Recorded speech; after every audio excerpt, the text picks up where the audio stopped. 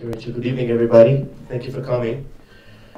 I want to start by thanking Caroline and Shlomo for opening their house to us. On behalf of myself and my wife Sharon, who's here tonight, I thank you all for carving the next 4 hours of your time to come talk to me about Israel. Yeah, lame joke, I know. But seriously speaking for a minute, I think it's very befitting that we're sitting here tonight at the end of a day in which well over 500,000 people celebrated Israel in the streets of New York City, not very far away from here. And what is actually the biggest and largest public celebration of Israel anywhere in the world, including in Israel itself.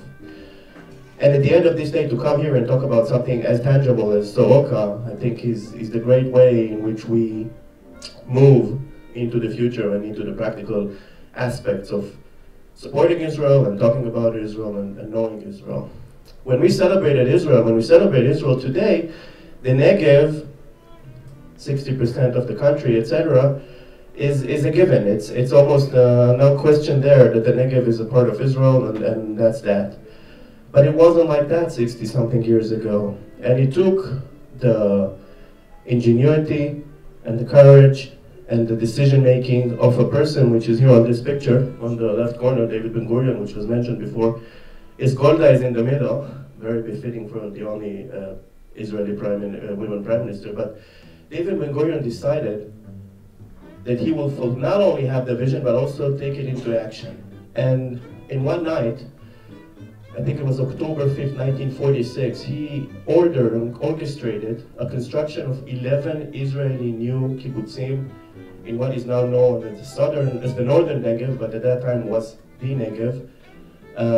They did that in one night. It's called the Night of the 11 Points, or Leil HaEleven Nekudot in Hebrew. And amazingly enough, about 6 months afterward, a little bit more, when the UN inquiry committee came, it was so impressed with what it saw that it decided to include the Negev in the future to be Israeli state in the partition plan. And that, of course, paved the road for the Negev to be included in Israel. In our day Israel, if you think about it, that 60% of Israel today was at stake, and it took this courage and ingenuity of this person to put it on the ground, then it's really amazing. Now, why am I telling you all this? Because the Negev is 60% of Israel's area, and yet, population-wise, it's about 1.1 million people who live there. And that tells you something. It tells you that in order for Israel to continue to flourish, and in order for Israel to have the amazing economical, human future we all foresee for it, and we're all working day and night to achieve, it tells you that the only place it can happen, the only place it can materialize right now is the Negev, because the Negev has the resources when it comes to land. There's enough room there, there's enough places to go, and people can actually go and live there and continue to flourish and continue to construct and build Israel into the future. But in order to do that, you need to have an infrastructure. And the infrastructure for people to come and live somewhere, you need to have education, you need to have good transportation, and you need to have good medical services. And when it comes to that, we're blessed that at least part of the equation is already on the ground. Partially, but it's already there. Because Soroka is the only medical facility that serves over 1 million people in that area, out of which I think close to 200,000 are Bedouins, by the way. And it's the only place in Israel, from Eilat to Kiryat Gat, that if something is seriously wrong with you medically, where you can seek immediate assistance and have your life saved.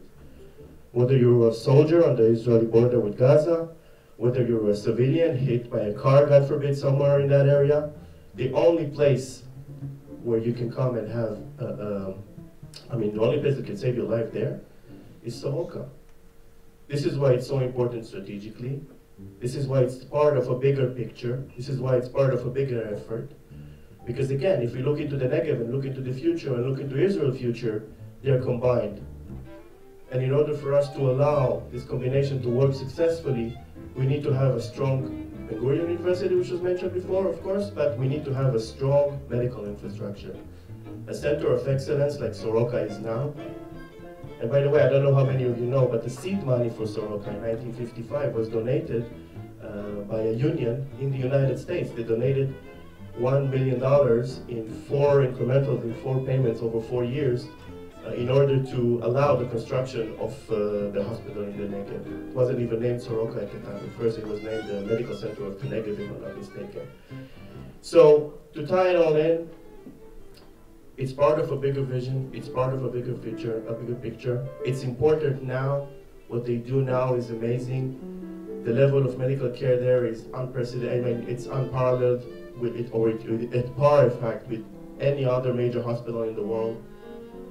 But it's also vital for Israel's future and for the survival and the flourishment of the state of Israel, that institutions like Soroka continue to flourish and continue to grow and continue to be what they are, a center of excellence to the region and perhaps even to the world. And it cannot be achieved without the support of people like you. And at that, I want to leave you. Thank you very much for coming. And on behalf of myself, the State of Israel, the Consulate, thank you all for your efforts and for coming here tonight. Thank you very much.